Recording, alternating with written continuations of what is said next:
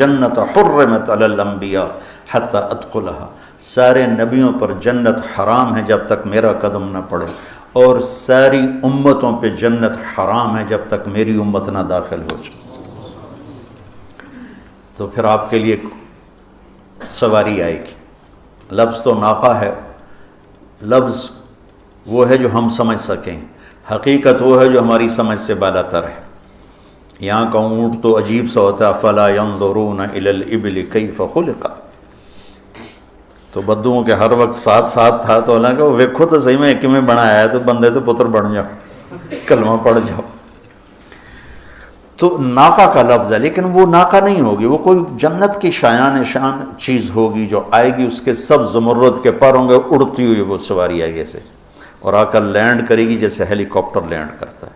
آپ اس کے اوپر تشریف فرما ہوں گے، اس کی رسی ایسے نیچے گرے گی جو اس کو چلانے والی ہے، لگام اور نکیل، لگام، رسی جو بھی کہو۔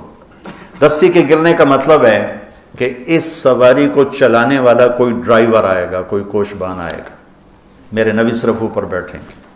تو یہ اتنی بڑی چیز ہے کہ سب کی گردنیں اٹھ جائیں گی، بھئی اے ویکھو کون بھائی، ایک دوسرے کو دیکھ رہے ہیں، کون بھائی۔ یہاں حسن حسین بھی کھڑے ہیں، یہاں علی بھی کھڑے ہیں، ابو بکر خیر الصحابہ کھڑے ہوئے ہیں، افضل الصحابہ کھڑے ہیں، خیر الخلائق بعد الانبیاء کھڑے ہوئے ہیں، عمر کھڑے ہیں، عثمان کھڑے ہیں، طلحہ، زبیر، کون بھائی۔ تو اللہ کی طرف سے اعلان ہوگا بلال حبشی کو، بلال ابن رباح۔ سید بھی پیچھے رہ گئے تھے، قریش بھی رہ گئے تھے، غلام زادہ اور غلام بازی لے گیا۔ جو اللہ کے نبی کے در پہ جھکے گا، جتنا جھکے گا اتنا اوپر اٹھا دیا جائے گا۔ تو سب سے زیادہ بلال نے مار کھائی مکہ میں، اور ہر صحابی نے مکے میں تکلیفیں اٹھانے کے دوران اپنی جان بچانے کے لیے کوئی نہ کوئی ایسا کلمہ کہہ دیا کہ مار سے بچ جاؤں، سوائے بلال کے کہ کھال اتر گئی لیکن احد کے سوا زبان سے کچھ نہیں نکلا۔ آج اس کا صلہ مل رہا ہے۔ بلال آ تو میرے نبی دی سواری دی لگام پکڑ۔ بلال آپ نے کہا میرے آگے ہوگا، میں سواری پہ ہوں گا اور جنت کے دروازے پر جا کر میں دستک دوں گا۔ تو اندر سے آواز آئی، کون؟ میں کہوں گا محمد الرسول اللہ۔ تو اندر سے آواز آئے گی، مرحباً بک یا رسول اللہ، امرت الا افتح لاحد قبلک ولن اقوم لاحد بعدک، مرحبا یا رسول اللہ۔ آپ کے رب کا فرمان تھا جب تک میرے حبیب نہ آئیں دروازہ نہیں کھولنا، دروازہ نہیں کھولنا۔ اور میں خود اٹھ رہا ہوں، میں کبھی کسی کے لیے نہیں اٹھا، آج پہلی اور آخری دفعہ آپ کے لیے اٹھ رہا ہوں۔ یہ کون بول رہا ہوگا پیچھے؟ رضوان، جنت کا جنرل مینیجر آکھو، چیئرمین آکھو، جو آج کے ترجمے میں تو سی او آکھو، تو وہ جو جنت کا بڑا فرشتہ ہے، سپروائزر، وہ دروازہ کھولے گا۔ آپ نے فرمایا دروازہ کھلے گا، میرے ساتھ میری امت کے غریب لوگ پہلے داخل ہو، غریب لوگ پہلے داخل ہو، مالدار بھی ہوں گے لیکن پیچھے، غریب لوگ ساتھ ساتھ۔ آپ نے فرمایا میں ایک آدمی کو جانتا ہوں، انی لأعرف رجلا باسمہ و باسم ابیہ و امہ لا یاتی بابا من ابواب الجنت الا قال مرحبا مرحبا۔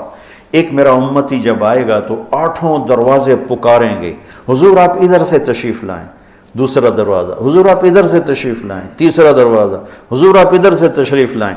جیسے کوئی بزرگ ہستی آ جائے تو لوگ اپنی گاڑیاں لے کے کھڑے ہوتے ہیں، جناب آپ میری گاڑی میں بیٹھیں، آپ میری گاڑی میں بیٹھیں، آپ میری گاڑی میں بیٹھیں۔ تو سلمان فارسی یوں اوپر ہو کر اٹھ کر کہنے لگے یا رسول اللہ یہ کون ہے؟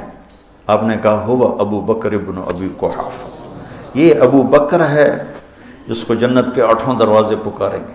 پھر آپ نے فرمایا عمر رأیت قصرا فی الجنہ، میں نے جنت میں محل دیکھا۔ میں نے پوچھا یہ کس کا ہے؟ مجھے کہا گیا ایک قریشی کا ہے۔ مجھے خیال آیا اتنا خوبصورت، یہ تو کسی نبی کا ہی ہو سکتا ہے، تو میں قریشی ہوں، میرا ہی ہوگا۔ فذهبت لأدخله، میں آگے جانے لگا تو مجھے فرشتے نے کہا انہ لعمر بن الخطاب یا رسول اللہ، یا رسول اللہ یہ آپ کے غلام عمر بن خطاب کا ہے. تو آپ نے کہا عمر ما منعنی الا غیرتک، مجھے پہلے خیال آیا کہ میں اندر جاؤں، پھر مجھے تمہارا غصہ یاد آیا تو میں نے کہا نہیں بھائی نہیں، عمر کا ہے میں نہیں جاتا. تو حضرت عمر رضی اللہ تعالیٰ عنہ رونے لگے، اب علیک اغار یا رسول اللہ. بولا یا رسول اللہ میں آپ پہ غیرت کھا سکتا ہوں، غصہ کر سکتا ہوں. پھر آپ نے فرمایا عثمان ان لکل نبی رفیقا فی الجنہ فانت رفیقی فی الجنہ. عثمان جنت میں ہر نبی کا ایک خاص ساتھی ہوگا، میرا وہ خاص ساتھی تو ہے. علی قریب بیٹھے تھے تو آپ نے ان کا ایسے ہاتھ پکڑ لیا اور قریب لاتے لاتے لاتے لاتے لاتے یہاں سینے سے لگا لیا. پھر کہا علی اترضی ان یکون منزلک مقابل منزلی فی الجنہ. علی تو راضی ہے جنت میں تیرا گھر میرے گھر کے سامنے ہوگا؟ اللہ اکبر. یہ مرتبہ صرف انہی کو ملا ہے کہ جنت میں تیرا گھر میرے گھر کے سامنے ہوگا. راضی ہو؟ تو حضرت علی پھوٹ پھوٹ کے رونے لگے، یا رسول اللہ مینوں ہور کی چاہیے، مینوں ہور کی چاہیے، میں راضی ہوں، بالکل راضی ہوں. پھر آپ نے فرمایا طلحہ زبیر ان لکل نبی حواریا فی الجنہ وانتما حواریہ فی الجنہ. جنت میں ہر نبی کا ایک خادم، حواری کوئی خادم اس کا ترجمہ نہیں ہے لیکن اس کے قریب قریب اور کوئی لفظ میری سمجھ میں نہیں آتا تو میں یہ خادم کر دیتا ہوں. حواری اسے کہتے ہیں جس کا دل کسی کے لیے شیشے کی طرح صاف ہو، اس کو حواری کہتے ہیں، اور اس کے دل میں اس اپنے ساتھی کے لیے کوئی کسی قسم کی کھوٹ نہ ہو تو اسے حواری کہتے ہیں. تو آپ نے فرمایا ہر نبی کا ایک ہوگا، اس کے ساتھ میرے دو ہوں گے، ایک طلحہ ایک زبیر. اس شان سے یہ امت جنت میں داخل ہوگی. اب آپ کو ایک عجیب حدیث سناتا ہوں. آپ فرمایا کہ میں جا رہا ہوں گا، وہ میرے ساتھ قریب لوگ ہوں گے، کہ اچانک کچھ عورتیں میرے ایک طرف سے مجھ سے آگے چلی جائیں گی. تو میں ان سے کہوں گا ارے بیٹیو تم کون ہو، تم کہاں سے آگے جا رہی ہو؟ سبحان اللہ. وہ کہیں گے یا رسول اللہ ہم وہ خواتین ہیں جو دنیا میں جوانی میں بیوہ ہو گئیں اور بچوں کی تربیت کی خاطر دوسری شادی نہ کی، ہم وہ ہیں. تو آپ نے فرمایا ان کے اس صبر پر وہ مجھ سے بھی آگے جا رہی ہوں گی. وَلَمَنْ صَبَرَ وَغَفَرَ إِنَّ ذَلِكَ لَمِنْ عَزْمِ الْأُمُورِ. ایمان کے بعد سب سے بڑی صفت صبر ہے. ایمان کے بعد سب سے بڑی صفت صبر ہے، صبر ہے، صبر ہے. اچھا اب یہاں ایک تبدیلی آئے گی کہ اللہ تعالیٰ جب جنت میں جانے لگیں گے تو عورتوں کو پہلے، ایمان والی عورتیں پہلی چلی جائیں گی. کیسے جائیں گی وہ کبھی کوئی حدیث سامنے نہیں آئی، لیکن اتنا ہے کہ ایمان والی عورتیں پہلے مرد بعد میں. وہ کس لیے کہ اللہ تعالیٰ ایمان والی عورتوں کو جنت کا حسن اور میک اپ دے کر جنت کے دروازوں پر کھڑا کرے گا اپنے خامدوں کے استقبال کے لیے. وہ پہلے پہنچی. جیسے آدمی گھر سے واپس آئے، سفر سے واپس آئے تو بیوی استقبال کرے تو تھکن اتر جاتی، تو جو آ کے سر تے چڑھ جاوے تو اگلی تھکاوٹ بھی بچ جاتی. میں کہا کرتا ہوں کہ اپنے خامد جب آئیں تو ان کو آتے ہی دکھڑے سنانا نہ شروع کرو، بل پتہ نہیں بیچارہ تھک ہار کے آیا ہے، پہلے اس کا حال لو، خبر لو، پھر کوئی اپنا مسئلہ ہے تو بتاؤ. آتے ہی شروع کر دو گی تو بیچارہ کہے گا میں نہ ہی ہم تو چنگا ہی.